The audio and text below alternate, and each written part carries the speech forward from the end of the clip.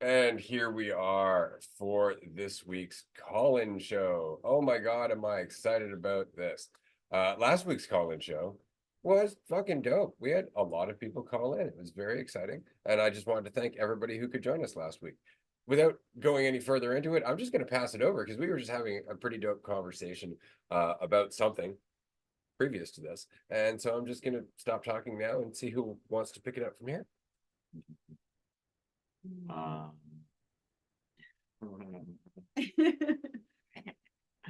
Um, yeah, we were just having a really dope conversation. I was like, oh, dope conversation. We were that's about something.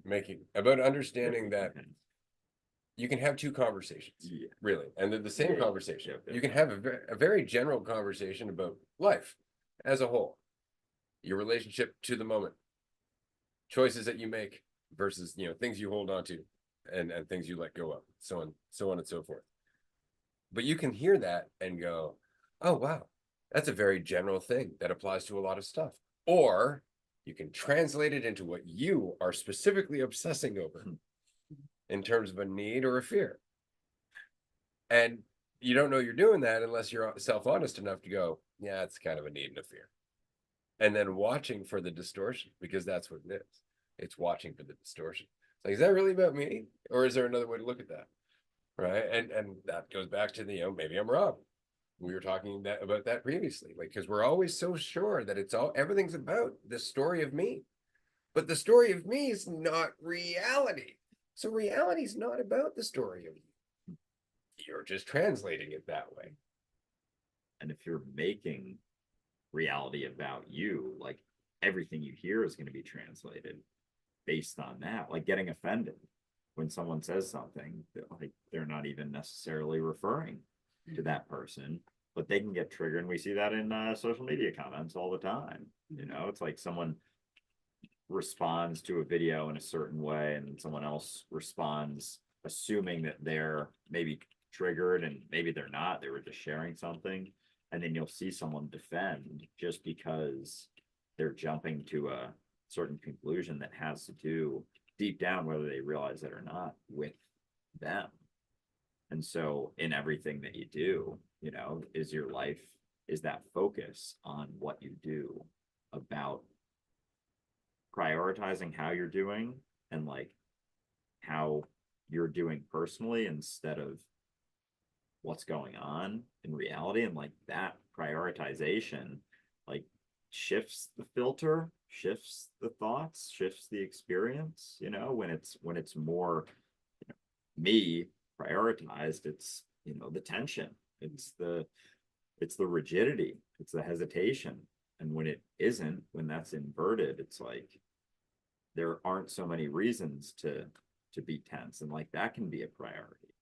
Is the heartbeat thing, for example, like you get a certain amount of heartbeats throughout your life. There's some, I think, sect of monks that believe that or kind of follow that and prioritizing. It's just a relaxation sort of thing. But even just feeling that, like, okay, if that can be priority, then getting worked up, getting tense, reacting to stuff, like we're gonna mitigate those, or at least keep tabs, keep that in check a little bit instead of just coming up with reasons that you should maintain that tension, and prioritizing your experience right now. Yeah.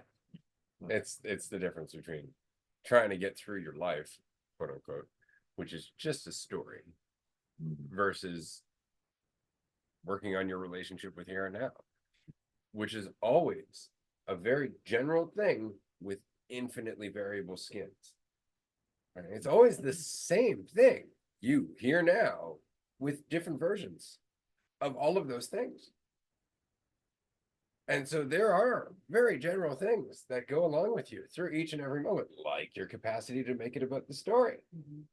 Right. So these are the things. It's like, well, you could let go of that. And you're like, oh, what is that? Like, in what sense? And then you look at a part of your life. Maybe, I don't know, you're letting go of a friend, or maybe you're letting go of a job, or maybe you're moving to a new city. And all of a sudden you're like, oh, yeah, you're right. I don't have to make that about me. See, it's a very general thing that applies everywhere.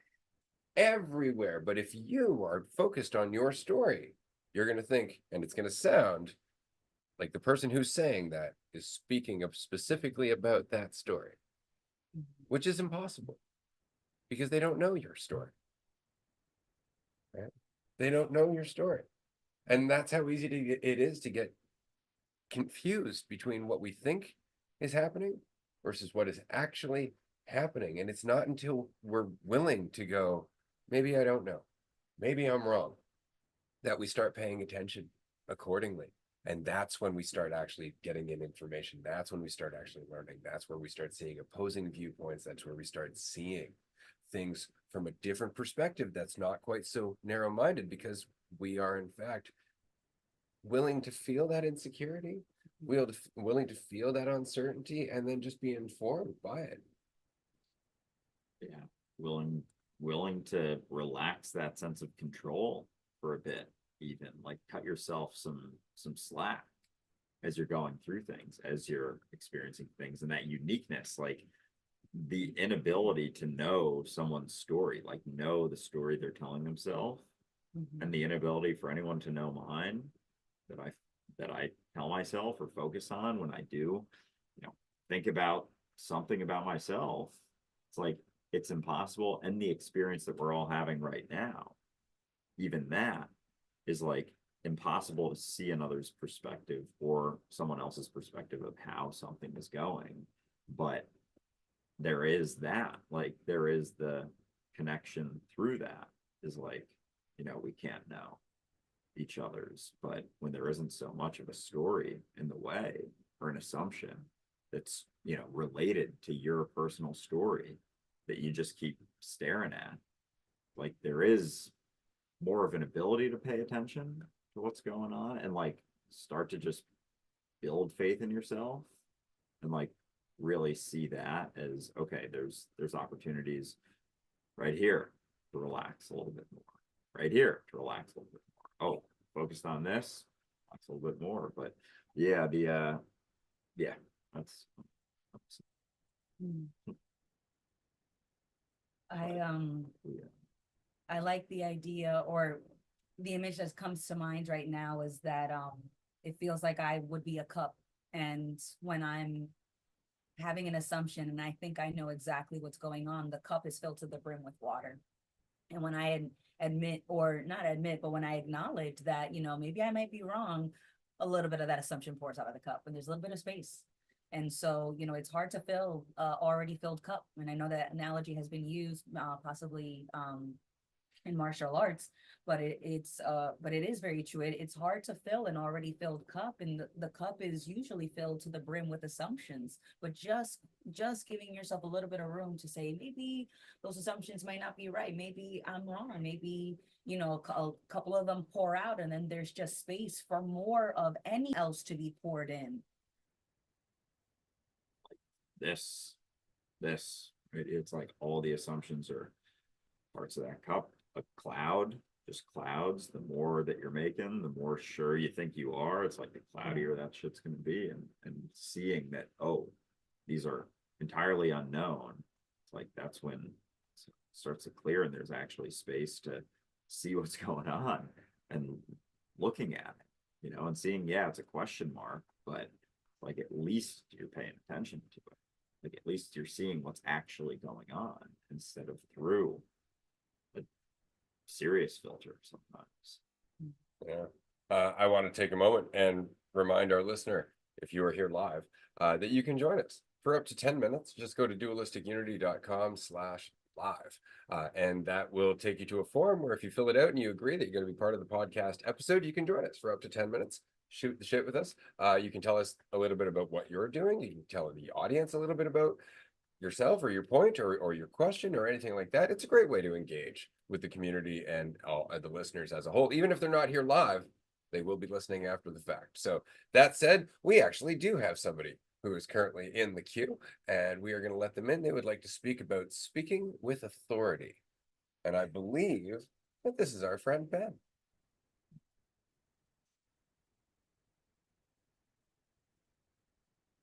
It is, in fact, Ben. Hey, Ben. Ben, how the hell are you, man? This up, dude. Oh, Doing just fine. Oh, hold on, can't hear. All right. That was on me. We're good to go. Okay, great. Can you hear me now? We can. Awesome. Yeah, I'm doing just good. Just fine. I'm a little sweaty. I just came back from a run. Um, but yeah, kind of something. I was on the group yesterday and I wanted to say something, but then the time ended. But it's all good because there's always more time. There's always the next moment. Very And often. what's up? I said very often, yes. And I'm glad that you came back so we could continue the conversation. Hell yeah, man. Yeah, so my topic was speaking with authority. I think this is something that I'm struggling with that I've like accumulated a lot of like knowledge over the past year in terms of like healthiness, like holistic health, like the benefits of sunlight and reducing your seed oil consumption and just kind of like reducing the amount of toxins that you put on your body. And I want to speak about it without caveating everything I'm going to say beforehand. Because I find myself like before I want to talk about like say the benefits of sunlight, I always feel like I'm gonna I start off with, okay, I have no idea what I'm talking about. I don't know if any of what I'm saying is true. Do your own research and come to your own conclusions. But the benefits of sunlight are blah blah blah. Yeah. And I like made a video on Instagram about it earlier this year, and like I wanted to say exactly what the benefits were from what I've read, but I kind of like ended up fumbling what I was going to say, and all I ended up saying was there's a lot of benefits. And that's pretty much it. I didn't get into any of them Mhm. because I have this fear of like I'm saying something that someone's going to take without practicing their own awareness.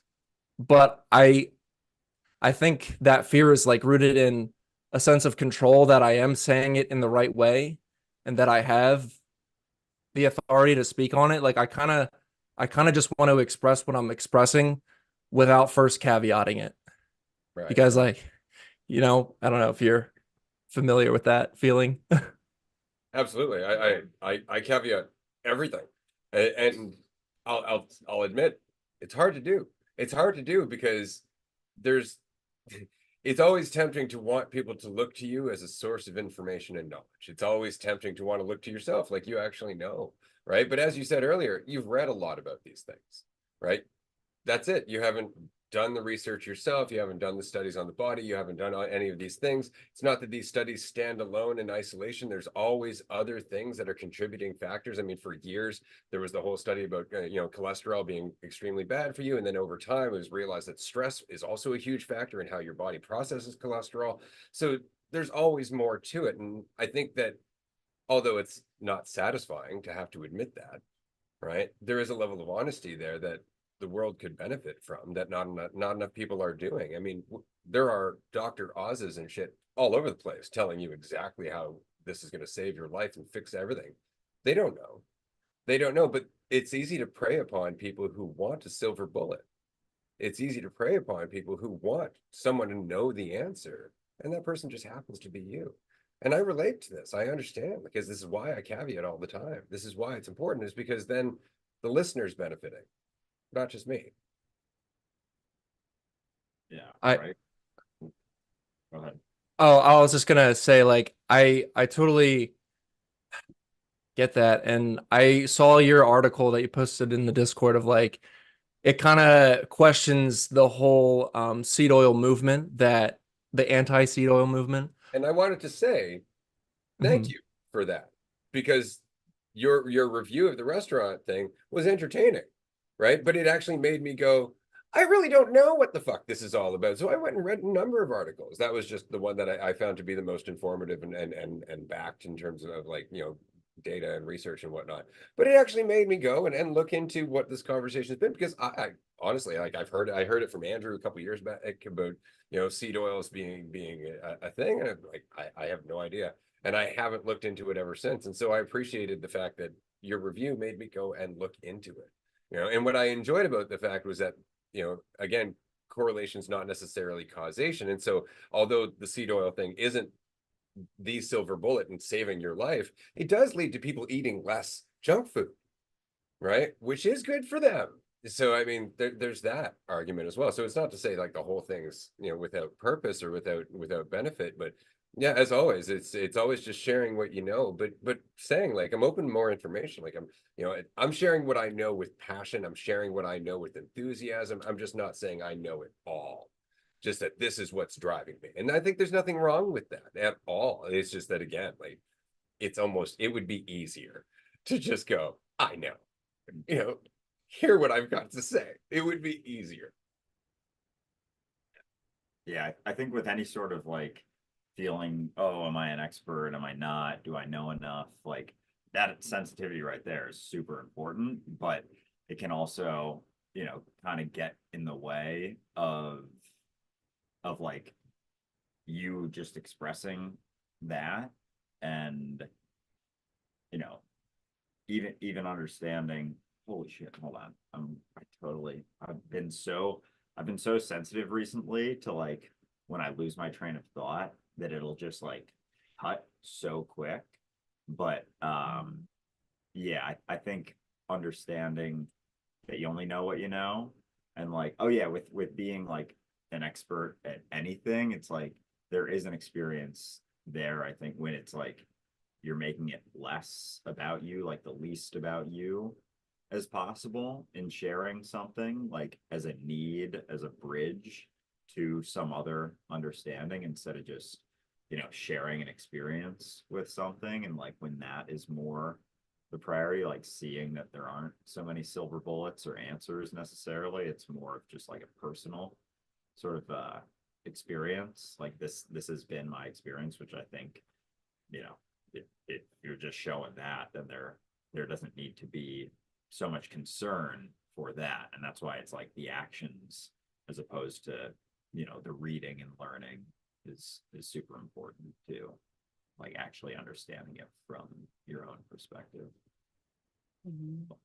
Yeah, I enjoy this topic, Ben, like speaking with authority, because it was something that I thought could be done, because I thought you could reach a place where you were an expert, where you could be that source, where you could be the expert with at least the up-to-date information. But that was based on the assumption that you could accumulate a majority of information on any topic, and that can't be done because topics are always, you can always explore a topic further, deeper, and from a new perspective. So there's no way that you could get to a majority of learning about any one thing, because that assumes that thing is finite. But if things are infinite, you can just keep going. So at this moment, I would say that I would speak with no authority, but I would speak with genuine enthusiasm. And I would speak, if from any perspective, if I had to pinpoint it to one, the student's perspective and not the teacher's. I'm just another student exploring something that I'm extremely curious about, and I'm loving it. And I would love to share my current research with no authority, but nothing but genuine curiosity. And it promotes engagement, right? Like if you go into it that way, you're just like, hey, this is everything I know. If you know something I don't, fucking let me know, and we can have this conversation, right? Like that's the benefit of not being the authority. You can talk to people. I agree, and first of all, I appreciate you like watching my video. That's pretty cool. And second of all, I think what talking about like being an expert, I think there's two perspectives you can have on it. The first one is where the expert implies that you've learned everything there is to know, and that's kind of like an egotistical expert, expert from the ego. But then there's also expert of, I am continuously learning this subject and I'll never stop learning this subject, but I'm really enthusiastic about it and I'm going to go as far as I can to in the rabbit hole and share information I come across just because it makes me excited. And I get really excited when I talk about like the holistic health space. And I actually that article you posted kind of inspired me to record a podcast episode on seed oils. So that'll be coming out. And I kind of talk about not I think I expressed in the best way I could at the time of recording that like please do your own research. And I'm just sharing like information that you said like correlation does not necessarily equal causation. I get into like some research where seed oil consumption is rising at the same time that Alzheimer's and obesity and diabetes is rising. And that's an interesting correlation, but that doesn't mean that those two are directly related. Like it's probably because, you know, there's more to it. There's red 40, there's like soy lecithin and other like polyunsaturated fats in processed food. So if you recognize seed oils are just one part of like eating a processed food, like, and you reduce it, you're going to kind of take out all the other factors too. And that could be more of the contribution to you being healthier. Absolutely. Yeah, there is nothing wrong with adding a little bit of reasonability to it. It's just uncomfortable because then it's just like, it's not that simple. And it would be so nice to be able to tell people it's simple, you know, but there is not that. Ben, thank you for coming on to the episode, man. We appreciate you being here. As always. Yep. Absolutely, man. I love, you know, love what you guys are doing, what you've always been doing. And I'm so glad to be a part of this, whatever it is. Appreciate So, it. Do you want to yeah, man. plug your podcast quickly? Sure. It's called the Ebb and Flow podcast. My name is Ebb and Flow on YouTube, Instagram, and Twitter. And yeah, please check it out. I talk about a lot of things that are just interesting me in the moment. And I don't prepare for my episodes at all. So it's just me being as raw as I can with the topic that I'm interested in. Perfect. Well, again, man, thanks. And hopefully we'll either see you in the Patreon group later or maybe later on this week. Yeah, that sounds great. Thanks, Cheers, guys. man. Have a good night. Take care. See you, man. That was a dope way to kick off the call-in show. Oh yeah. Hell yeah. Fantastic way. Yeah. Appreciate Ben stopping by and having that chat with us. We do have to just continue on because we have other people in the queue. We got a couple people. Fucking great day. there. So if anybody would like to join us again, dualistiCunity.com/live. We are going to be joined by our new Director of Technological Development for Dualistic Unity, Jazz. Jazz, who has been running our I will Discord be for back. quite some time. Oh, bam. Jazz will be back. All right. Until then, we are just going to filibuster and just wait some, Yeah. you know, That's spend some good. time here. Oh my the seed oil stuff and just how much like with any of those things. Hello. Hey, Jazz, what's up? Not fast enough, man. Not much, just You just gotta come get in it going on quick, talking quick, about it, it's all quick. good. You know, bam, bam, bam. We're done filibustering. It's time to go, boy, guys. Yeah. Yeah. How you doing? I'm doing okay. Yeah, I'm you know, having a lot is happening. I was just coming from the watch party. We're hosting a watch party on the Discord. I've always enjoyed having these types of watch parties for the call-in shows because it's always fun seeing people come on. And hell yeah, Ben, thanks for kicking us off today. And I'm looking forward to seeing who else is coming on as well as another person in the queue. That's awesome. Could be. Yeah, that's a good point. I'm looking forward to it regardless. It's gonna be interesting. But yeah, I've been processing a lot lately. It's been a lot coming up, and you know, it's sharing my travels through the cycles. Hello. We appreciate it. We appreciate the chronicle of your journey. What does chronicle mean? Chronicle, it's kind of like a documentation of what Ooh. it is. Yes, it's very epic and old school, you know. I like love that word, Saga. yeah. saga, Chronicle. exactly. You Chronicle need of a troubadour journey. to follow you along with a lute. That's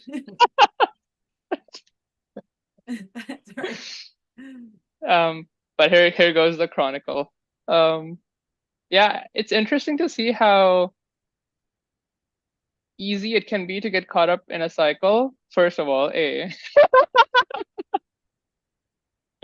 And B, it's interesting how it can come up also in contexts that you're not spending as much time in, because I haven't been spending as much time in like work related stuff. And so it's like, oh yeah, this goes everywhere. Like self-concept, self-idea, or like this thing that you create to satisfy some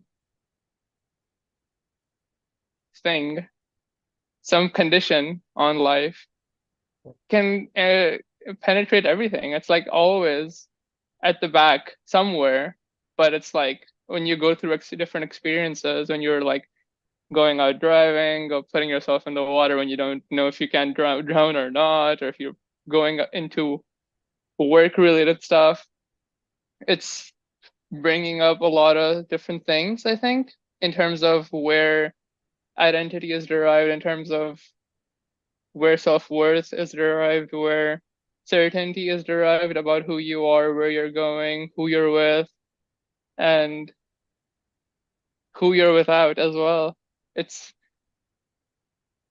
yeah, it's uh I don't know. I posted some stuff on LinkedIn. I was like very excited, you know. The new title description. Fuck yeah. Love that. Yeah, it's what it is. I don't know. I don't know what the hell's happening. But I I would did like the title. The title was fun. And admittedly, the title came from like a whole like thing unpacking in my head about like potential unpacking. So that's where the title came from. I don't know. Can we share it? Can I Yeah. say it? What the title of your we already did. You're the director of technological development. Like we put that in right as you entered the room. Yeah. Oh yeah. Oh shit. Okay. Hello. Yeah. They're well aware. They're well aware.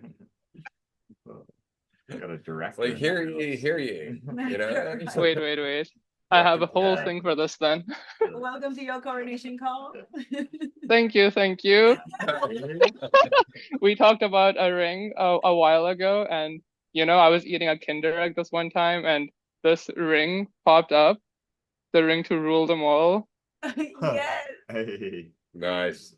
Mm. I That was just was- like, was that's that really gimmick? funny. I have to go to them.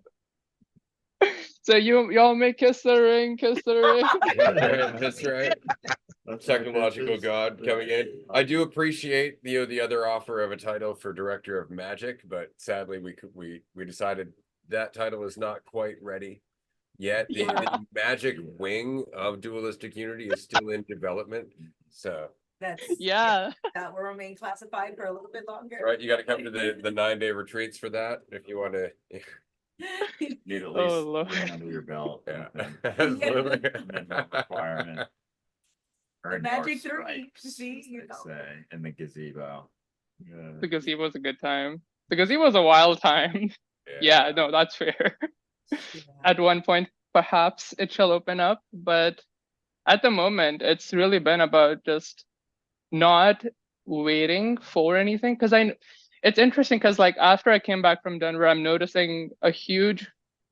It feels like I'm like being skinned, honestly. Like the description that was coming that was most appropriate in terms of how it feels is like that imagery that I think it was the lizard that you were talking about, Ray, that was like bumping its head into the wall as it's like shedding layers. That's honestly how it feels. It's like I'm going through experiences that I've gone through before, but with a whole new perspective on it. And so it's like every moment is an opportunity to choose a different direction. And one that I have been noticing since I got back from Denver is the weight to something. Like, because I'm like, you know, doing all of these things like driving lessons and all of these lessons and scheduling a lot of things in my day. And so there are a lot of things that I'm doing, but then it's like, what about the parts in between?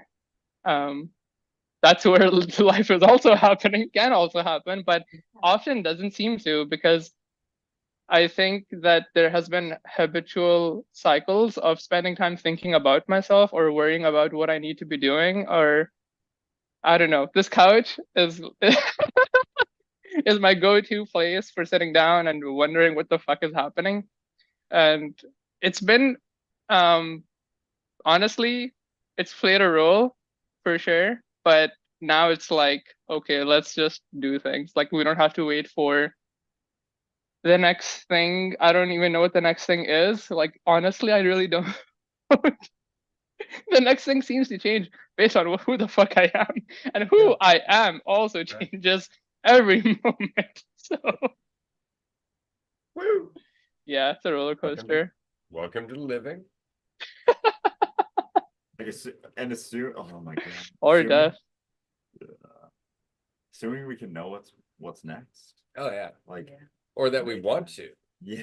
right? Because think about it, We like we keep should. looking forward going, I want it to be this, right? But we discount everything that we could learn between here and there, Mhm. right? So how do we know we continue to want it to be that and to just ignore that, which is often what we do, right? We just don't change. Like we just hold on to that tunnel Yeah. vision, right? And then we get there and we're still not fucking happy, because now we got there and we have all now the regret of ignoring all the shit that we passed to get here, right? And so it's just so very interesting. Whereas the alternative is to admit you don't know. You can choose a direction with some vague idea, but to resist it changing is coming from a place of need. It's what causes conflict and resistance with everything. Right? Like we don't know where the future goes. And that's, I guess, admitting that is where we learn to adapt to everything as it happens. And that's when our future becomes something that is the result of making the most of what happens rather than trying to get to some idea. Because the idea is stagnant, and it's a trap, and you don't have to live up to this idea. I don't have to live up to this idea. Oh God. Yeah, there's so much potential in the moment. There's so many different directions and so many different directions in the directions. And there's just like, ah! I know that sound. It's like, no, there's one that's gonna do it. Like waiting for that other shoe to drop. Like there's got to be something else. It can't be this. It can't just be that base, like that simple that it's this. And Jazz, like with the shedding skin and stuff, like going through, I've been feeling that, like going through different things that you focus on that kind of take you from the simplicity of it's like, no, just pay attention, right? Just like this is it right now. Like you don't know what's going to be next at all, or how you're doing, or any of it. Mhm. Like it's just, yeah, it's just this. I think it's like, yeah, cliche, but it is. And you can either jump to conclusions, which I like that imagery of like what the conclusion is the weight, the assumption is the weight, and so I have to jump. It's hard to walk, it's hard to run with those heavy weights, but I can jump. I can make labor jumps, or I can feel like I'm flying with faith and no assumption. But it's very hard to fly with the weight of the assumption that I'm carrying. Because you think there's something to get out of it, and there isn't. It's just life. Yeah, in which case, Just which not means it's even a about just. doing everything. This is why I like expression, right? Like I love expression. This is why, if I'm not singing or humming or doing something like that, I'm digging into some kind of a project for myself. Not necessarily to learn something, but because I want to fuck around. Like that's the whole thing. So that said, though, I'm looking forward to what we have going with the future of Dualistic Unity and the website and possible other technological development. So I'm stoked. I was really glad that you chose technological versus technical, because immediately I'm like, are we going to build robots that grow weed? That's a great, yeah, You know what I'm saying? maybe. Who the fuck knows? I can Alright, see it that's- now. But Jazz, thank you for everything. And thank you for coming on to today's episode. But specifically, I don't know if you caught yesterday's Raw, but we gave you a huge shout out because I did. I watched it. really Yeah. appreciate it. I So, appreciate that as well. And I appreciate having this opportunity, honestly, because yeah, it's exciting. It's cool. It's interesting. It's scary. It's all of it. And I am pumped for it. So, whoop. And I'm also pumped for the next caller. So let's get him in here. hell yeah. I love it. All right. Jazz. We'll talk to you soon. Talk to you soon, Get the Jazz. fuck out. See you, man. Bye. Exit stage right. All right. We have another guest. We're just gonna keep moving along here keep as we've moving. got a bit of a queue. This guest is Tobias, and he would like to discuss shifting perspective, views on your own body, the power of now, and its limitations. So this should be an interesting conversation. All right. Let's let them into the room and keep this party rolling. This is a lot of fun. Right. Thank you, everybody who's joining us currently. If you're in the watch party or on YouTube or Twitch or any of those things, thanks. And if you can, drop a comment. Say hi. It's appreciated. Are there any Tobias. How are you, sir? bias? Hello. Oh, his audio is connecting. Hello. Give it a quick moment. Connect. Can you hear me? We can. Hello. How Indeed. you Can you doing? see me? We can see you. Indeed as well. We can. You see can? Oh, okay. or at least the image of Whatever, you. I'm assuming. Ah, there we are.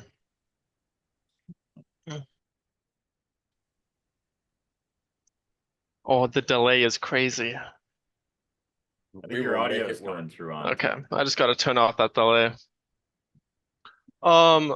Yeah, so I think we've talked a few times before. We have. I just wanted to say hello again. It's been a while. It has. It's good to see And you. Great. yeah, it's good to see you. I've just been kind of busy. I hear that. And yeah, and I caught the live stream from Andrew on Insta, and I was writing a few comments, but I guess it went on notice, but that's fine. It's hard to Um, track it, you know. Yeah, we have a. Yeah, no, few- I don't care. It's irrelevant. So I wrote down some of the things I wanted to ask. So Andrew, I know you read The Power of Now, and I also have it sitting in front of me, and I read it like around 2 years ago. I've also read it. And Read it as well. Yeah. nice, nice. And I recently saw a video basically talking about how so the power of now basically it what I got from it was let life flow, you know. And I feel like I feel like here's what I wrote. So it teaches you to let go, let life flow, but I disagree with that. I think it is possible to go against the flow and force whatever you want in life. Maybe life is telling you to do something, but you can, with enough will, force that thing to go into the direction you want. And so, yeah, I just wanted to get your perspective on that. I think first of all, pushing for that thing that you want, it doesn't guarantee the next thing. No, It's like how much is that experience? How much is your experience along the way towards getting the thing that you want being sacrificed for some thing that's entirely uncertain?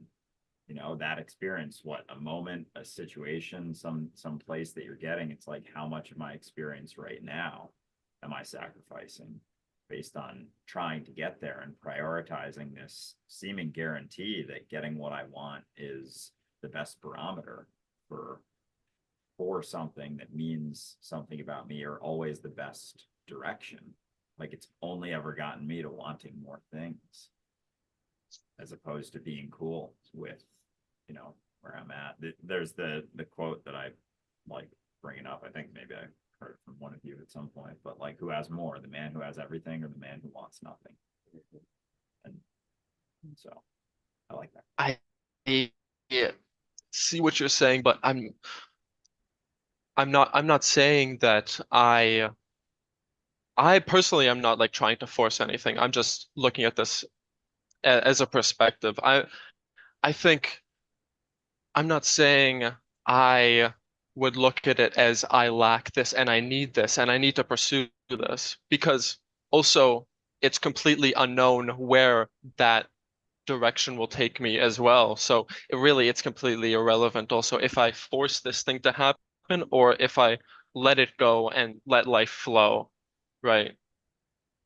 So, and I think if you truly do want something, you it's it is also important to know that you can go get it with, even if life is telling you to not pursue this, or it's giving you signs not to, you can still say, no, I want to go get this and I will. And I think that's an important thing to remember, you know? Yeah, but it's also a good consideration is that, you'd be perfectly fine if you never got the things that you wanted. Mhm. Right? Like that's a very important thing to keep in mind, because I don't want, or I remember feeling like pursuing my wants and desires with that amount of veracity is it felt like running into a brick wall trying to break the wall. But Like, your experience isn't indicative of everybody else's experience if they went through that. Right. no, but you're talking about like forcing, like you No, like I'm not saying forcing. I'm saying I wouldn't say forcing. I would say going against what I guess I don't know. I to go against. How would you define force then? I guess not go against either. I guess I wish I had like a example to give, but I can't think of one at the moment. But it doesn't that's just I guess just What about having influence? what's that? What about influence, right? Mm, Instead of forcing something, I think we have a great capacity to influence results, but not necessarily be able to force them, because to force them, for me, implies the connotation of control. I can mm. control this and force a specific result. And I don't think we have the capacity to force results, but I think we could and do influence results. I think you can force certain results with enough dedication. I But at think what it is cost? possible. At what Yeah, cost? sure. I'm not saying that there is no cost, of course. There's a cost for everything. Right. But But I'm saying, if the end result is ultimately, fulfilling your life, then the hmm, cost is not feeling that fulfillment. Like forcing your way to get there is ultimately not feeling in alignment with anything, because you're still satisfying some need. You're still satisfying some trajectory rather than any sense of presence, which removes the sense of fulfillment, which hmm, removes the sense of attention, where the experience itself is experienced as something that's either freedom or oppression, right? Freedom or hmm, doubt, as it no, were. So I would think that there's always that cost, but I would say that, and again, like it comes down to attention. It's just like anything else. Like when we're trying to control something, we can't. But what we can do is give it as much attention as possible. We can't ever control all the mitigating factors or all the uncertainties or all the unknowns, all the things of that are course. even unknown unknowns. But Hmm, as they come in, we can make the most out of what's happening. If everything were to suddenly just go to shit, that doesn't mean that you can't pick up the pieces and do something with that. no, But it's that no. need for things to not go to shit. It's that need for things to end up in a certain way that ends up, Hmm, limiting our ability to adapt, I would think, and no. actually takes away from the joy of expression and creativity and moving forward, which I think is the point, right? That's where we're Hmm, ultimately trying to get to, is an enjoyment of our moment to moment existence. no. No, I just thought it was an interesting perspective, and I think it is more um it's more freeing to also have the option to do that if you do wish, because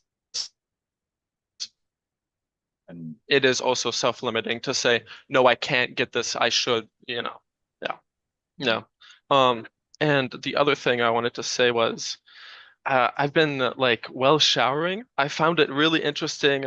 I sometimes just view my own body as an inanimate object and just kind of let go of the attachment and the identity I have with myself.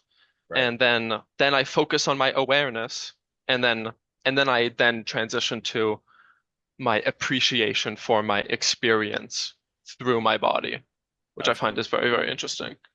That Yeah, sounds like a fun mental yeah, exercise. yeah, yeah.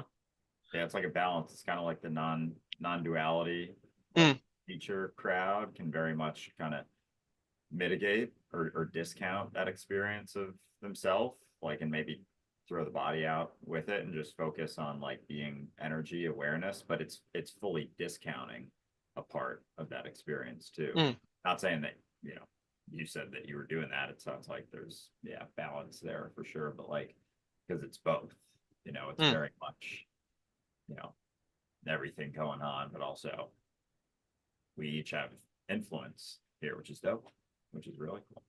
Right. And I think No. the force and control real quick, it like looking at where the priority is it like, am I trying to force this for some idea, feeling good about that, or am I prioritizing my experience, you know, along the way, and being honest about that? Like, no one can answer those things for you, but it does take degrees of self-honesty, and usually there's feelings there, especially if you're assuming that you're trying to force something. It's like that's can be indicative too, that maybe there is ulterior motives. No. That's I the Discord conversation, didn't hear a single thing there, but sorry. yeah, I no worries. couldn't get it to turn off. We appreciate you stopping in and spending some time with us, and hopefully we'll chat with you in the group after this, or Wednesday. We've got the free group at 6 p.m. Eastern, so if you want to jump in there, well, we can continue the Okay, conversation. I'm not subscribed to the Patreon anymore. Can I subscribe quickly and then join? Yeah, for sure, Or absolutely. Or okay. tomorrow is the free one, so you don't have to Yeah. be a Patreon member. Okay. Is it a tier 1? We have a Right. tier 1 tomorrow after the free one. There's Okay. a free one at 6 p.m. Eastern. Okay. Okay. Awesome. Yeah. Well, we look forward Great. to seeing you, and again, thank you so much for being here. Mhm. Yeah, thank you. See you, Tobias. Bye. Take care. Take care. This has been a fantastic episode thus far. Look at that. And that's the thing, is I understand the sentiment there. I really do. It's Mhm. like, but surely a little control is okay. Like, we have the capacity. I mean, why he said it there. It's self-limiting to think that I can't do this. Right. Right. It's also self-limiting to think that you need to do this. Right. Like, that comes from a place of lack. And if nobody's saying that you can't, but do you need it? Do you need it? And if you need it, why do you need it? And that's really the big concern. Like, that's where the trade is. But again, I would say that, you know, it's kind of like a song by Lucifer, the Humbling River, right? I've country crown and throne. You know, I've climbed all these fucking mountains. I've done all this shit, you know, and still I can't cross that fucking river. And that's what comes from just throwing yourself in, doing the things that he was just saying. Like, we can do these, we can pursue these things. And yeah, you can. Yeah. And you can even achieve those fucking things if you want to push hard enough and sacrifice enough and really just unrelentingly go after it. You can achieve all of those things. And when you get there, you're still going to be left with your experience with you here now. Yeah. Now you'll no longer have the carrot to chase, though, to distract you from the experience that you're having right now. Yeah. So you'll come up with another carrot.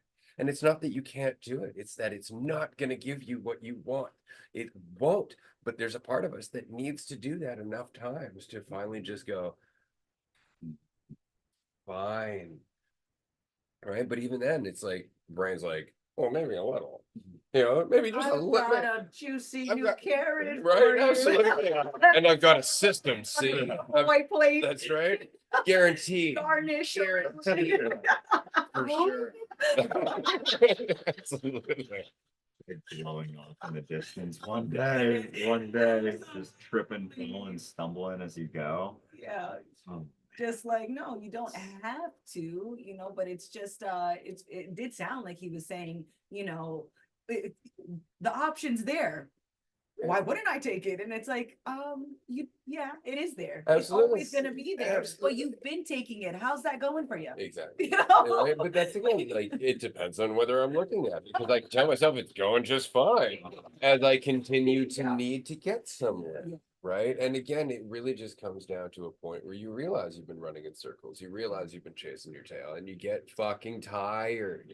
You just get tired, you know, and that all has to happen in its own time. Yeah. Because then what you're left with, instead of a trajectory towards certainty and happiness and the promised land and all of that, is where you are now, and the decision of whether or not to just jump in and be yourself, or form a strategy and a plan based on assumptions and the assumptions that you make about yourself.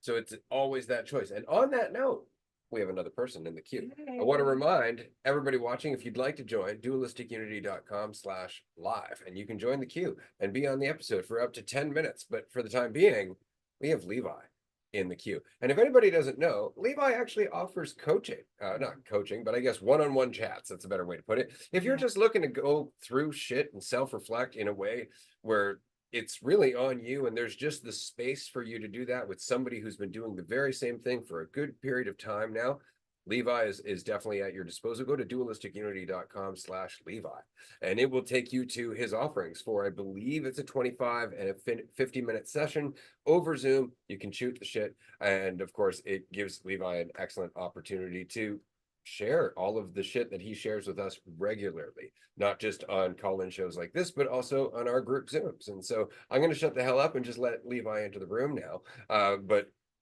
to everybody who's called in so far, thank you so much for being here. Levi, it is good to see you, man.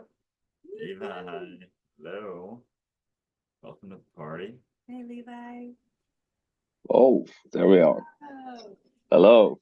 Black face. Hello, hello. I love it. Levi. Oh, nice to see you guys. Likewise, man. Likewise. I appreciated that you wrote you'd like to discuss jumping in. It was perfect timing. So let's jump in. Yeah, exactly. But just before that, like before you started talking about like the one-on-ones and stuff, you guys were just summing up my whole fucking life, like before like 3 years ago. It was like, it's just one struggle after another. I knew what I needed to get and I went for it. Like it was the only thing, like everything else was sacrificed. And I got there, I got to those places, but there was always a new place I needed to get because it didn't work. It's just crazy. And I still like feel like there's parts of me that kind of always wants to get somewhere. But it's just nice to remind myself of kind of all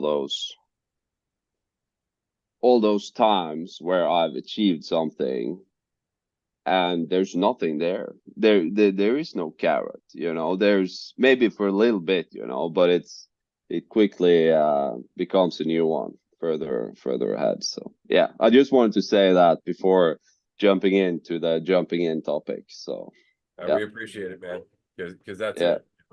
You just go through it enough where you realize like it just doesn't work. Yeah. It just doesn't work. But and that's compulsive gambling of just doubling down, chasing your losses, right? Because fuck, I've spent all this time devoted to control, and then the end result, if I give up now, was all wasted time. Yeah. I just actually someone sent me yesterday a video from this Norwegian artist kind of guy who basically has made a video where it's called The Escalator, just in Norwegian. And the escalator is going down, and everyone wants to get to the top. And it's just you're following this one guy who's kind of starting to question things, and he kind of goes with these people towards the top, and he's kind of trying to tell them, "Are you sure about this? It seems incredibly hard, and where is the top anyway?" It's like, and it's just so funny. And then he starts to go down. He's like, "Ooh, this is really comfortable." And then all the people is coming past him, on the way up, and and he starts to question it again, and it's like, fuck, maybe I should go back up, and then he does, and he finds some new people to join on the way to the top. And anyway, it's a really, really cool video. Oh, yes. I wonder if it's almost like this idea at the top that everyone's getting to, and then it's just like nothing's there, and then at the bottom is actually where everything is, and everyone is just running, trying to distract from it. Yeah, very, very symbolic. Very symbolic. Yeah. So yeah, that was a dope video. Yeah, that was more or less what I want to say about it. Yeah, for sure. Yeah. Anyway, the jumping in thing I wanted to talk about, because it's so easy to kind of doubt my own place in a situation often. At least I have a tendency to do that. And it's just, for example, yesterday, I got like an invite to go like jam in the forest with like instruments and stuff like that. And it's like, that's a fucking cool thing, you know? And I'm like, immediate, like, wow, I want to do this, you know? And then I don't know music, you know? I've always had a story that I don't have a rhythm, I don't have a voice, I don't have anything, you know, and all these things. And I'm like, I know that like the two people who were going, they were like basically musicians, right? And it's like, it's so easy to doubt yourself. And it's like, but it's like, I'm not sure what I'm gonna say now, but it's like I went, you know, to this thing because I'm like, fuck all those thoughts. It doesn't matter. Like if I sit there and just listen to the music and you know, just enjoy the view and I'm in the woods and everything, like who cares? And and like, you know, and it's just and then I get up there and it's like, of course it fits with me somehow, like with something, you know. It's like you know, I'm doing like the rhythm mag a little bit. I'm doing like the drum, you know, and I'm feeling the rhythm. And it's like I'm using my voice. I'm doing some freestyle singing, you know, and it's like, and it's just, oh man, it's like, oh, all those things that I've kind of passed by because of those thoughts in my life. It's probably like a million things, you know, that I've just thought that, you know, I don't think I should be there, or I'm not good enough to do that thing, or you know, it's just fear. Yeah. It's just fear, and it's not true. Like it's just not true. Yeah. And in response to that fear, usually we'll try to use false certainty, right? Like we'll have an ideal situation. If we're going to go, it's going to go like this, and everybody's going to look at me this way, and this is what, you know, this is how it's going to go. And then all of a sudden there's the fear. Because if it can go that way, then it can also not go that way. And so we just don't bother. There's too much risk, right? We just don't bother. Or we go into it and we're completely blind to everybody around us because we're trying to get that end result instead of just going and then feeling it out moment by moment, which is what we were talking about with Tobias just before this, right? Like it's not that you can't move forward or even have a direction, it's that you don't know. You don't know, so you can't count on an end result. But that doesn't mean you can't get the most out of everything without needing to know that end result. Mm. Yeah. It's fascinating, like just realizing how few people are keeping tabs on us individually, like the tabs I keep on myself. So many there all the time. And like that keeps me from all those experiences, from jumping in. You know, it's like, well, all of these things could play out in this way. And like there's no one watching me in the way that I watch me. Like no one's keeping track, no one's keeping tabs. It's like that sensitivity to yourself almost, and like choosing one or the other based on some sort of guarantee. It's like you can have sensitivity to that or sensitivity to reality, you know, and it's kind of a trade. It's like to let yourself go feels like this big drastic thing, but really it's just letting go of keeping tabs on yourself so much, or like this illusion that you could know how you're doing, or like how something's even gonna go. Mm. Yeah, I'm catching myself a lot lately, like kind of going into this how am I doing kind of thing. It just keeps coming back, but it's like even that doesn't matter. It's just as you guys keep saying, it's just keep going, you know. I'm like hearing it, and it's just sometimes I get a little bit caught up in it, but as soon as I remember, it's just, oh, keep going, you know. It's just it's wonderful. It's really that simple, and it's just yeah. Yeah, it's funny how the thing that I've run away from my whole life is actually the thing that is the answer to all of my problems. Like all of the things I've ever had an issue with came from a sense of lack that I just don't feel when I'm not thinking about something I need to do in order to be more. Like when I'm not invested in that fucking trajectory to mortem, as it were, like when I'm not trying to become something else where things will be better, things stop sucking. And it's just that. It's just super counterintuitive. We're like, what? So I'm just gonna like accept my life as it is? Like, yeah, and then do something with it, right? But as long as you're trying to make it something else, you're not even in it. How much impact do you think you're going to have? And I don't mean on your physical circumstances. I mean on your state of mind. Because when you say like my life, do you really mean just how much money you make and where you live? Or do you mean how much you're getting out of each and every moment of your life? Because that's a whole other way to look at what you mean by your life. Mm. Right, your life is your experience, and that becomes a lot more of a priority over your perception. And so it feels like at some point we were given this brick of gold, and we're prioritizing like, oh, I have to, I have to protect it. Someone might steal it. We're worrying that someone's gonna take it, and we're obsessing about this fucking brick. And then one day it drops on the floor and a little bit of the gold paint chips off.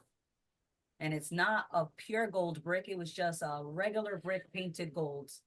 But I assumed that it was so valuable, and I'm carrying this weight, prioritizing and thinking that it's so important. And then it chips, and I realize I've been carrying an assumption. And instead of being upset of all the quote unquote wasted time carrying that brick, now I have a depth of appreciation for a weightless step. And everyone who is carrying bricks too, appreciation for the reasons why we do, that sense of safety. As long as I hold on to it and look at it, I'll be okay. Setting it down. Yeah. Why it doesn't make any sense to judge anybody who's still going through it, because you're just like, I get why. Yeah. Like I understand why you want that thing. I get, why you need that end result. I understand where it comes from. Sucks. All of it. There's no judgment. That doesn't mean what I'm saying isn't true. Right? Like that's kind of the whole point. It's like I'm relating. I'm just not validating.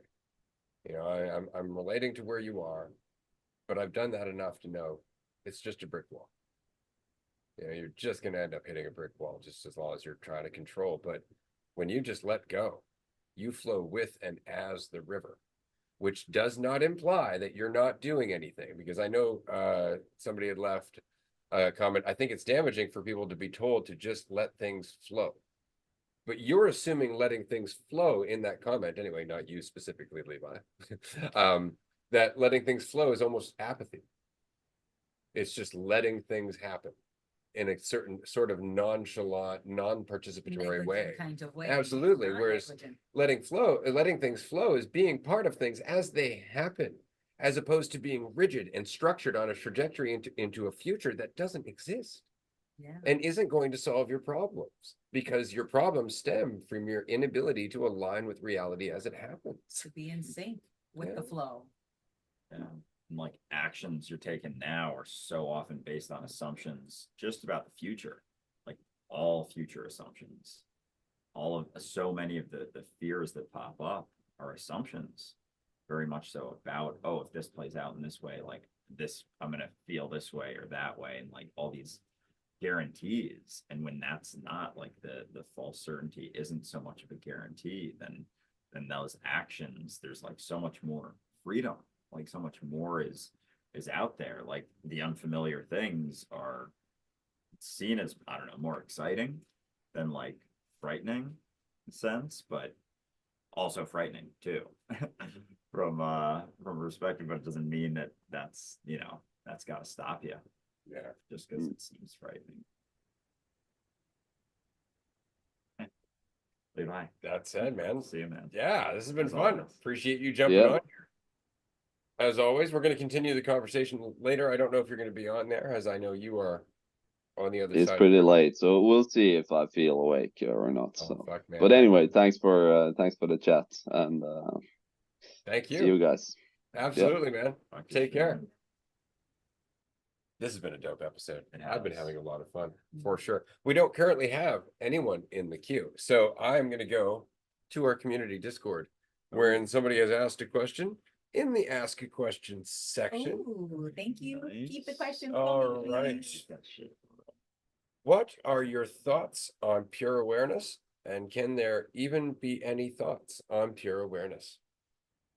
I think thoughts are always gonna cloud that pure awareness, but not I mean, even that, it's like it's kind of both like a both and neither, because assuming that there shouldn't be thoughts, it's kind of the track that Eckhart Tolle has gotten on. Like the lack of thoughts is like success. I'm like present for 7 minutes or Mhm. whatever he says. So I think it's a balance, but yeah, I think a lot of the time the focus on them can very much cloud. No, I'm forgetting what the exact question was. Thoughts on pure awareness, and can there even be any thoughts on pure awareness? Which is kind of a fun question. Well, those were some Thoughts on pure awareness. thoughts on that. Right, I was like, Fair there can enough, definitely be fair enough. thoughts on anything, you know, whether or not those thoughts are accurate is debatable. No, just Yeah. kidding. But yeah, we can explore any topic. We can, but I guess that would be that's where my mind went, is like, what kind of, like, do there have to be specific thoughts in particular about pure awareness? Because just thoughts, we're showing that there can be, and pure awareness kind of feels like just maybe another way to describe existence or to label existence. Is that pure awareness? But that's how my mind translated those two words. Very much, and that's fair. I mean, comes to thoughts on pure awareness on my side, I would say I don't even know what you mean by pure awareness. I mean, what awareness is not pure, regardless of how distracted it is. And if you mean by, an undistracted awareness, I would say that there is no way for me to answer that, because to answer that, it would assume that awareness on any level whatsoever is individual, that my awareness is pure or impure, separate from everybody else.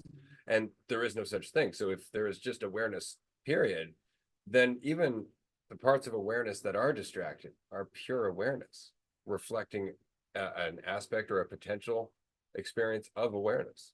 So I don't think that I think it's a concept that kind of goes along with like source and God and all that shit. I think that it's just another ideal, whereas it takes you farther away from the reality rather than closer to.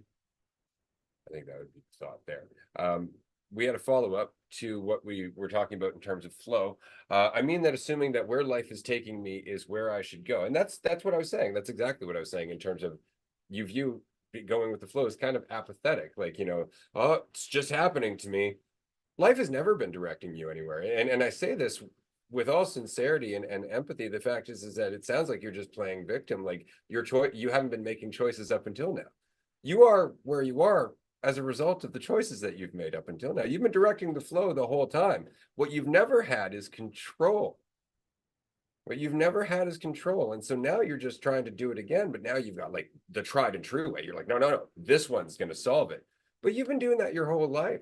You've been doing that ever since you started to try and fit in as a kid. You've been doing that ever since you started to learn how to follow the rules as a kid, your choice to go to high school, your choice to get a job, your choice to do. These are all your choices. At any point, you could have run away. At any point, you could have decided to be a different person, react to different things. Like you are where you've directed the flow. You just don't have control of that. You make it sound as though life is happening to you rather than life is happening as you. Even the mention of like being in the flow or going against the flow or going with the flow, like a lot of that, even like getting back into the flow, kind of similar to that pure awareness, like creates a journey instead of seeing like, oh, it's not even going against the flow. It's like you're still with the flow of things. It's not that there is like so much of that illusion is that there's you doing, going one direction or another, but you can recognize like whether you are or aren't kind of based on your experience and like how you're feeling and how many coping mechanisms you have for how you feel, not even realizing that, oh, there's a lot of coping mechanisms there. And as those start to get looked at and realize, oh, this is in response to something, oh, this is in response to something, you get more and more sensitive to how much push you had away from being where you're at, trying to make assumptions, and then assuming this journey that you can just, keep on running towards, like keep on running after that carrot, getting somewhere else. Right. It feels almost like I'm I'm a one-man crew on a ship, on a sailboat, and instead of, you know, paying attention to the winds and the sea and the sky and all those contributing factors that are influencing the direction of the ship, I'm in the captain's quarters with my captain hat looking out the window, predicting how I'm going to control where the ship's going to go. And it's like I could just forget that there is any control and just go out and adjust the sails, not try to force the ship to go in any direction, because time and time again I've seen that just didn't work. Well said. We do have another question from the community Discord. So thank you to the person who just dropped that. Yes. And again, if anybody else would like us to answer your questions, feel free to jump in there and ask it. Do you think you have to make assumptions throughout life to some capacity? For my answer, I would say I assume so. And the reason I assume so is because frankly, that's all I've known. That's all I've known my whole life is my brain doing its best to kind of make a guess based on what it's taken in so far. And so all I've ever known are assumptions until I've questioned those assumptions, and then they've become something else. I think what changes over time is that it doesn't become an assumption. Is that instead of you going, yep, I absolutely know, you just stop doing that. Right? Because you realize how often that has a consequence, how often that has a conflict. But I think that you are going to make assumptions until you get to that point. Right. I think that is the process of learning. Now, does that mean that's the only way to live? Will there eventually possibly be another, era of humanity where we don't do that? I don't know. I think that when I look at animals in nature, especially, I don't see any of that, but how would I know? Right. I assume that the reason that we judge animals to be different is because they are so often in the world of quote unquote instinct, which very much is the world of not second guessing, right? It's very much the world of not making assumptions, of just running or fighting or freezing or whatever your response to now might be. And so I almost think that this capacity to make assumptions or even to make a guess is very much a part of the human experience.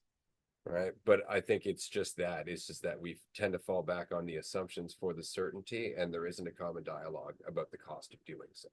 And despite the fact that all of our science, all of our advancements, all of our developments come from assumptions that have been questioned historically. Right. So it's pretty obvious that questioning our assumptions leads to greater insight. It's just that it's not something that we talk about. Right. And maybe our instincts are guesses that are based on sensitivity, and our assumptions are guesses that are based on the concept of us. And that trade, it's like, is it what I've typically done in the past, or is it based on new information, new experiences, based on sensitivity Yeah. to what I'm doing right now? And that is a total shift in that priority. That being able to have that influence, so that it can't be, it doesn't necessarily, you're not using you as that dictator of like a maintenance almost. Right, because the assumption feels like it's a guess based on the idea of you, because it's you're assuming you know what's best, you're assuming you know what's happening, whether it's good, bad, not meeting a standard, meeting the standard, whether you're forcing it or letting things flow, you're assuming that you know. And that's based on you being the knower. But instincts could just be real-time guesses based on sensitivity, and just taking things in and making the guess, because the animals are making their choices with no guarantee for where that choice is going to go. So it feels like that is a guess, but it's just a guess that's not based on an idea. It's a guess based on the sensitivity to everything that's happening in that moment. Which is what we still have the capacity to do. That's exactly what we're talking about, right? Except that we have almost a broader spectrum of potentials. It's not just that we see how many different directions the fish that we're hunting can go. We can also see how many different directions the day can go based on whether or not we catch that fucking fish. right? How many different ways we might perceive our own life, ourself, the villagers might perceive us. All of a sudden, our brain's just creating a whole fucking potential stories. And I think that was the advancement in the frontal cortex, right? It was just that ability to go further down the chain of potentials rather than just dealing with the immediate. But we lost ourselves in that. Well, and trying to control that journey, like how spread is that desire to control, so much so that, you know, with religions go until the end of our life, this assumption that it's like, you know, 70 to 90, 100-year period, that like I'm going to do certain things to get some guarantee, like way down the road, and like being able to do things and prolong that, almost like prolong that state of that guarantee of uncertainty the whole time, like playing this game, like assuming there's control and there's going to be some direction, some path, some want that you finally follow or thing that you finally accomplish that's going to get you here, you know, the whole time. And so it's not to say like any of the goals or the journey stuff is wrong. It's a component of it. It's just like, does it mean something about you or not? And that's, you know, that's a trade. That's something that only you can look at. Yeah, Yeah, that's fair. There is a quick follow-up here. So after you question an assumption, can you not make that assumption anymore? Of course you can. Like your glasses help you see, so you're not making an assumption that it will do that again when you put them on in the morning. So I can only speak for myself here, and this goes back to what I was saying is you don't have to make an assumption. Like you can just live in a world of uncertainty. So you're saying like, aren't you making an assumption your glasses are going to work again tomorrow morning? I don't, not personally, you know, and the reason I say that is because I'm not even sure my glasses work. And what do I mean by work? Which is another question, right? Another assumption, like they're helping me see, right? But they may also be making my eyes weaker by virtue of me just not using them without the glasses. So is that working? Right? Not only that, tomorrow morning I may wake up blind, or a miracle could happen. None of which I'm really willing to discount, I guess is what I'm saying, because I don't know enough about what is possible potentially. And so for me, it's not an assumption. I wake up in the morning, I put the glasses on, cool, they're still doing their thing, but I don't have to be counting on it. Do you know what I mean? Like if I wake up, I'm like, oh, they're not working. They've abandoned me. Like if that was the case, I would never go to an eye doctor and get a new prescription, right? I would never be willing to say maybe they're not doing what I thought they were doing, right? I would feel as if I was a failure every time I had to get a new prescription because I wasn't living up to the glasses. weren't appreciating them. Right? They were Absolutely. I mean, they're not working anymore. God damn it. I didn't create a pedestal to place them on at the end of every day with lights to look upon them. backlit The holy. and everything. Yeah. But that sense of like assuming that something's gonna work or not. It's not so much about like assuming that you're gonna do something or not, or like that something's gonna happen, but that sense of control, like it's gonna mean something, like that additional thing. It's like you can do things, absolutely, and there's a likelihood that certain things will happen, but this extended like idea that we can guarantee far down the road that something's going to happen or play out in a certain way, and like just kind of bringing that sense of needing, you know, to control something way down the road back to just where you're at and how close to here, like not needing to guarantee something because you're not getting in the way of yourself right now, creating, you know, a difficult experience for yourself based on how far down the fucking path you're looking, or how much you're trying to guarantee, or how much you're trying to keep under control, or keep distracting yourself from, and then trying to do all different sorts of things in response to that, instead of just letting those chips fall. It's like, yeah, it's always going to be that question mark. I don't know what the best next step is, but yeah, take in what's available and what's there and do something with that. Have you guys heard the expression, don't make assumptions, because you make an ass out of you and me, because you can because ass, you and me are all in the word assumed. Yeah. And I love that expression. I love that little saying, because it's so true when you treat the assumption like an absolute point you can settle on. It's like assumptions loosen their grip when you're like, oh, I can assume, but I'm not entirely sure. That's it. This will work. That's it. And it immediately the white knuckle grip is slightly less white. The knuckles feel tingling again. But that's you it. You're know? willing. There's sensitivity. Like there, all of a sudden, there's wiggle room. There's a Mhm. willingness to be reasonable, and I think that that's something that we very much discount. Is how much of this just really just comes down to being reasonable, as opposed to being fucking obsessed and fanatical about things, right? Like there's that whole thing about any silver bullet. You really want to believe in that. We really want to believe in silver bullets, whether it's source consciousness, God, colloidal silver, fucking, it could be anything, it could be fucking anything. Okay. Like we just want to know, like, this is going to fix it all. This is going to make my life better. This is what's going to cure my suffering. We want that.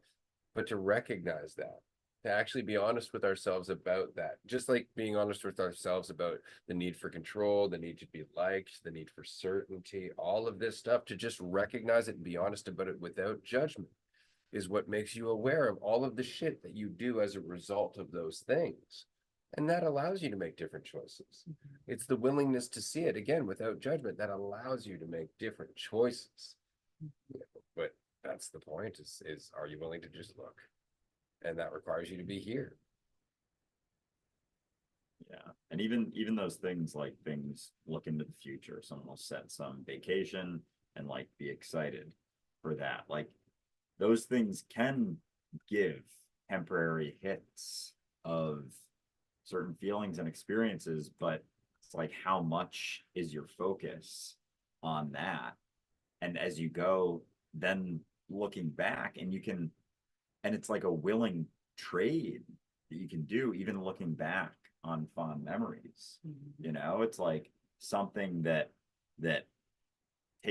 separates you a bit. It desensitizes you a bit to the experience that you're having, but it's like a little bit of a trade. It's like you subdue this experience right now for the thoughts, the assumptions, all that stuff. It's like it feels like it can mitigate the intensity or just like everything that's going on right now, but you still feel it. It's just, if you're unwilling to keep paying attention to it, like you feel it in yourself instead of just continuing on, without that need to think about something and use that as a buffer to just be in reality without a buffer, without so much of this thing that keeps you just slightly separate, slightly behind, slightly insensitive. Just like another focus on assumption. Which sounds like an excellent time to introduce our next guest, who is in the queue. I believe this is probably going to be our last caller for the episode, so we're going to let them in, as they would like to talk about different levels of perception. Okay. Always a great conversation. Diving in. This would be Vincent. So Vincent, we appreciate you jumping in here and being part of the conversation. We'll just await your audio to connect. Goes 3 dots, become check. Hello. Hi, can you hear me? We can. Thanks for joining us. Yes.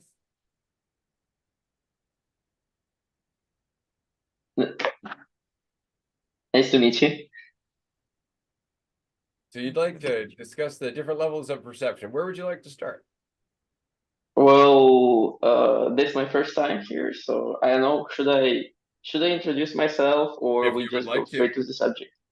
Oh, you're welcome. To I think I'll do both at the same time, so we'll come to the subject. Basically, I was practicing some yoga for maybe like 6 years or something, and at some point, especially during COVID, where like everything was closed, and I was dedicating like 3-4 hours per day every day for like maybe 9 months. just to Hatha yoga, Kriya yoga.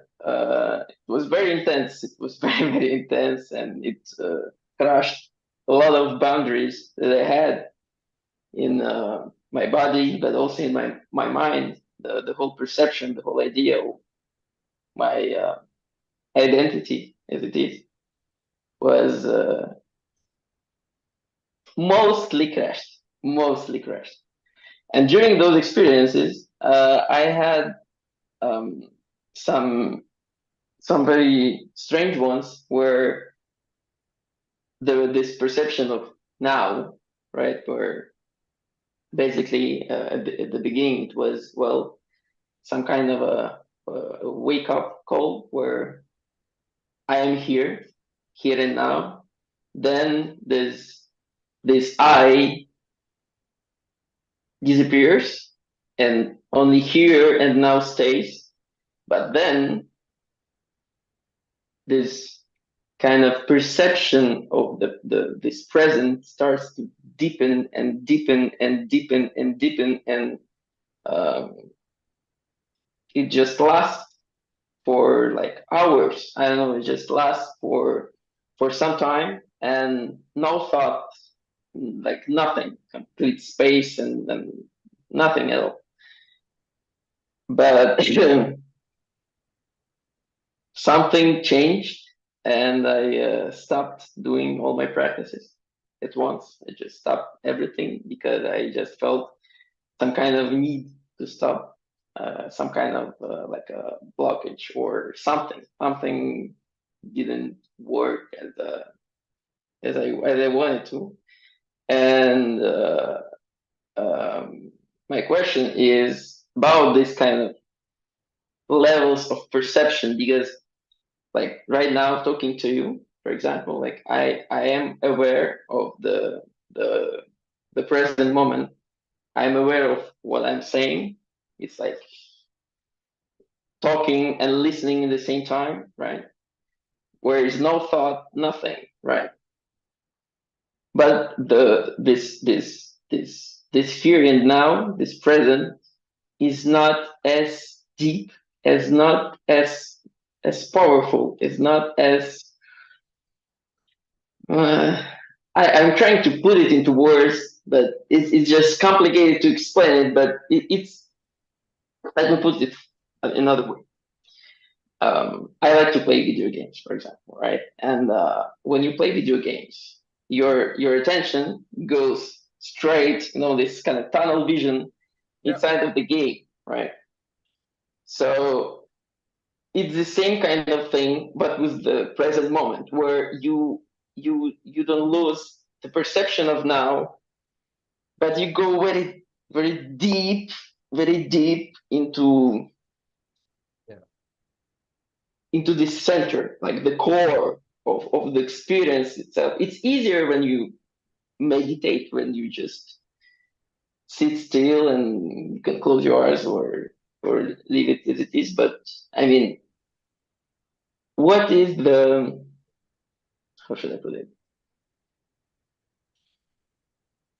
What are those levels? Like, what is it? I think it's interesting because it's kind of like the honeymoon period with anything. You experience life in a kind of a superficial way, and then all of a sudden, through practice and then attention and focus on something, you actually start to experience life, and it starts feeling more fulfilling and more deep. And it seems magical and wonderful until eventually it becomes about you living deeply. It becomes about you going further. And all of a sudden it slips farther and farther and farther away. And you chase it more and more and more, and it gets farther and farther and farther away. And it's because there's the honeymoon period, but then there's the practice afterwards. And the practice afterwards is just sitting in it, not needing it to be more, right? Which means that, like you said earlier, you're like, this moment's not as deep. No, that's not true at all. This moment's exactly like every moment you've ever experienced that was deep. It's the same moment, right? The only difference is that you're trying to get to a memory. You're trying to get to an ideal, right? And it's destroying your experience of right now. And that's all it is. And that's the practice. That's why, the spiritual ego is so fucking insidious, You know, we get to this deeper experience, and then all of a sudden it becomes about, oh, let me take this, you know, and the ego's in there like, I'll make it better, and you know, and it fucks it all up. But it is just relaxing into it. Like, you've seen it, you know it's here, you know it's here. So it's not about getting anywhere, and all about just relaxing until it's obvious again. Right? The clarity finds you, and sometimes you got to go into the fucking mess again to come back and have that clarity refreshed. So I would say, don't judge where you are right now. It's informing the swinging of the pendulum, right? The next time the clarity finds you, as it were, you're going to be like, oh yeah, that made total sense. I had to go through that to appreciate that like this. This is the thing, like this kind of the cycle of self-construction and destruction. It just I just get so tired of it. Yeah. And you know, the moment when I say I, this kind of identity creates itself, right? But it just, I don't know, I'm trying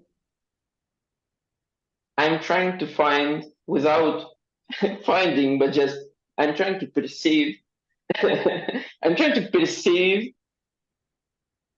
something that just, Yeah. how would I put it? Just pulls me out of the present, of just here and now, and every time this kind of illusion of control, or some kind of like becoming better, becoming more than I am, and I'm just It's just attention.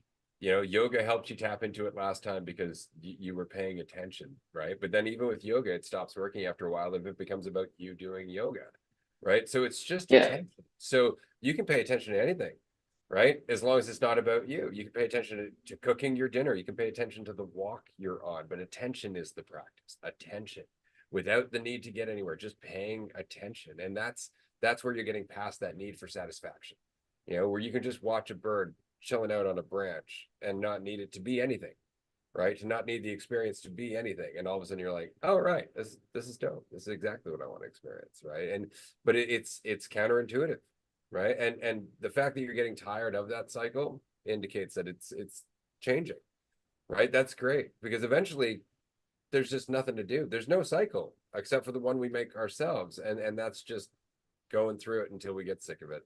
So I'm encouraged by what you were saying. Yeah.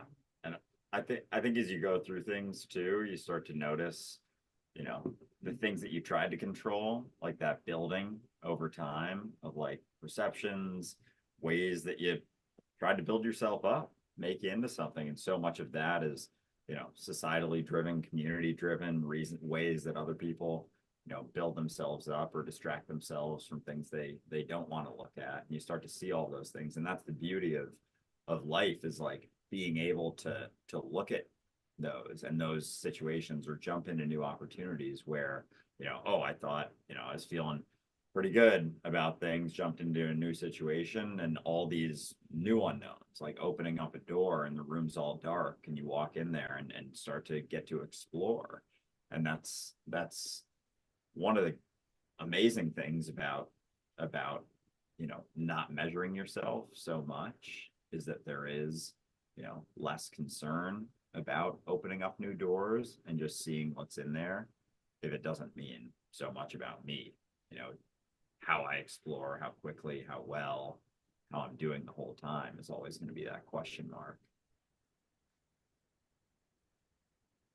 Oh yeah, Vincent, I resonate so much with what you're talking about, and like the construction and the deconstruction. And I was just imagining, I'm like, you know, no, I haven't built a false idol in such a long time, as I'm holding a hammer, like about to hit. I was like, where did this hammer come from? God, you know, damn, we did it again. And then it's like, yes, we did it again. Break out the sledgehammer. Boom, we're about to break this baby down. And just being able to, you know, not judge our progress, and not judge the constructions or the deconstructions, and just being able to take them both as opportunities to make the most of the moment that you're in, whether you're building or deconstructing a concept, you know, because that process is going to be ongoing, but it can feel lighter and not so begrudgingly done.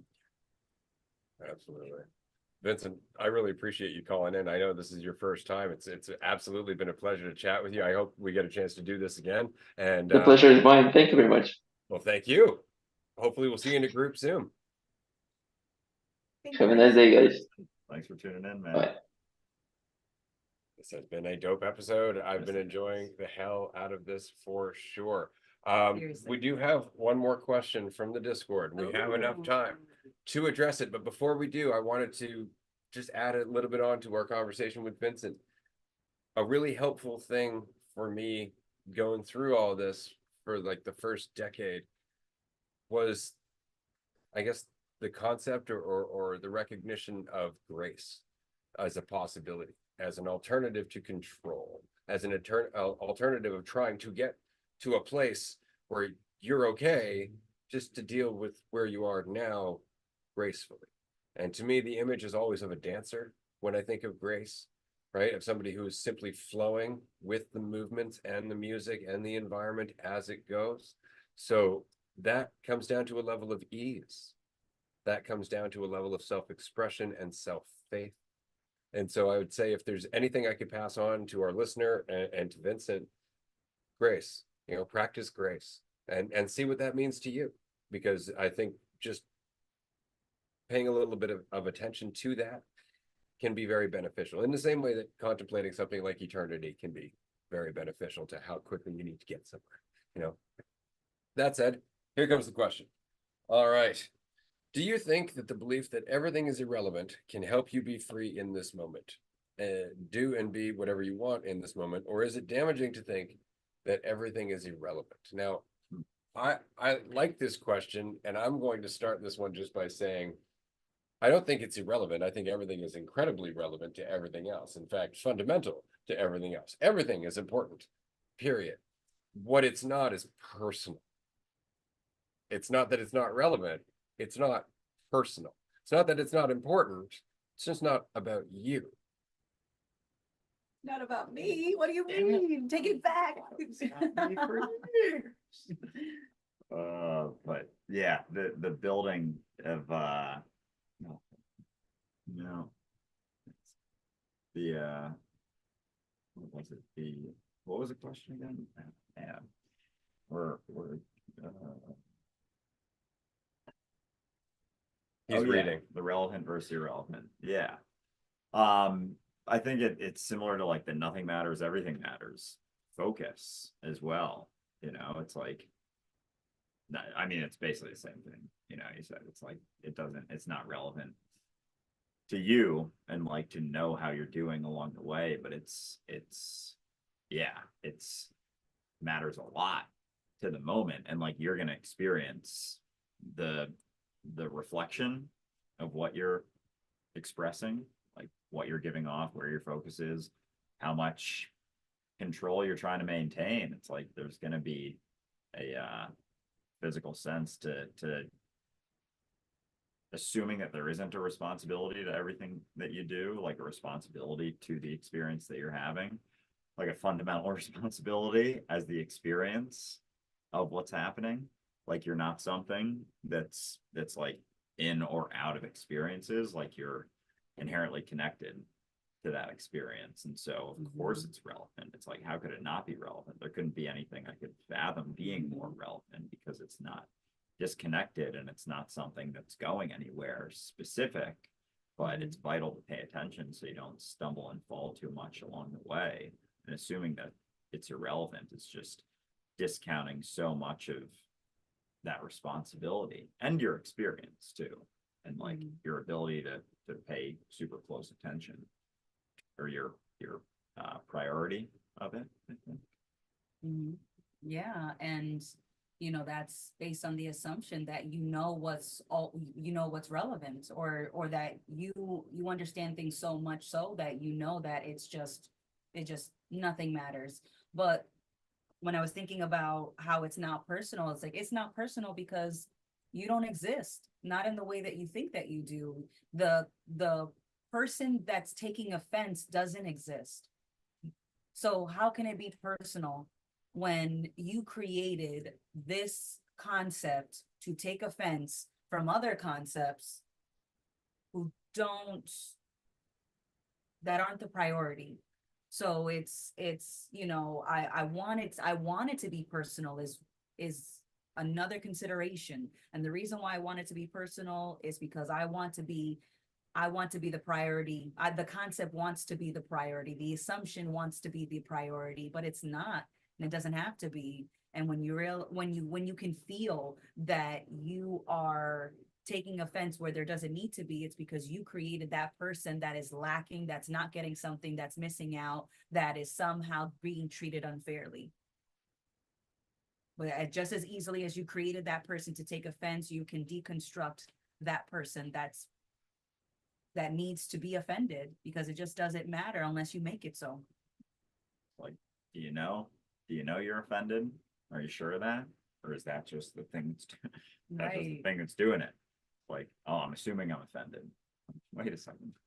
I'm caught in it. I can feel it. Therefore, I have to be. Yeah. Right. And that's what it is. We really do, you know, experience a feeling, make an assumption about the feeling, and then that validates the feeling. And then we respond to the feeling, and that perpetuates the feeling. And then we react to the perpetuated feeling and having a perception of life now, which continues to perpetuate the feeling. Absolutely.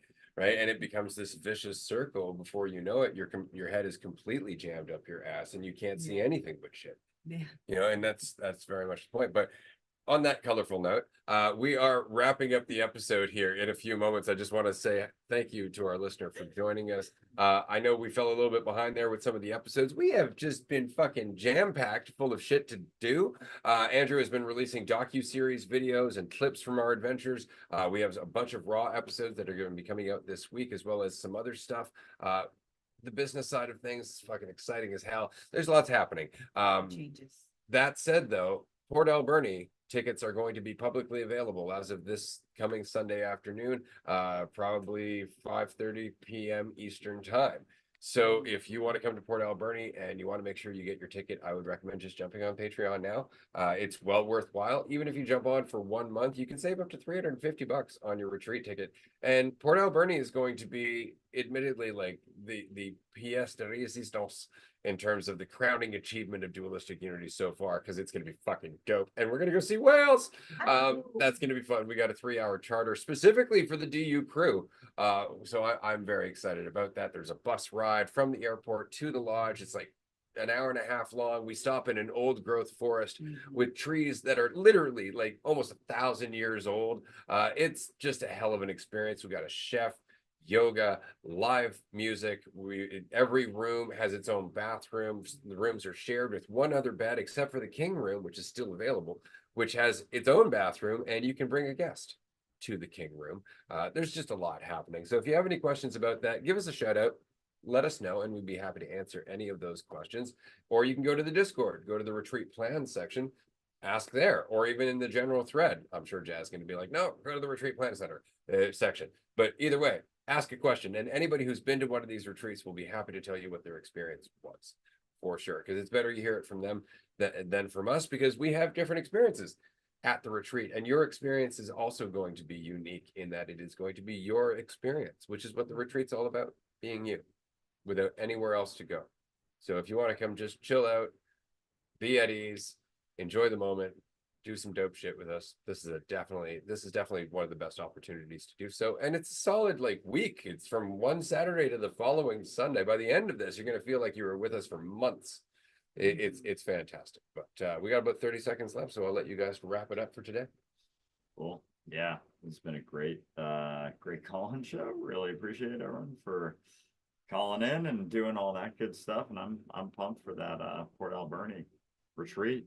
And yeah, it's fantastic time, beautiful nature, a lot of cool forests, some ass park, a lot of good stuff there. So yeah, Amanda, close her up. I love everything that's been said. I thank you everybody for calling in. It's been an amazing chat, and I look forward to many more. See you later, everyone. All right.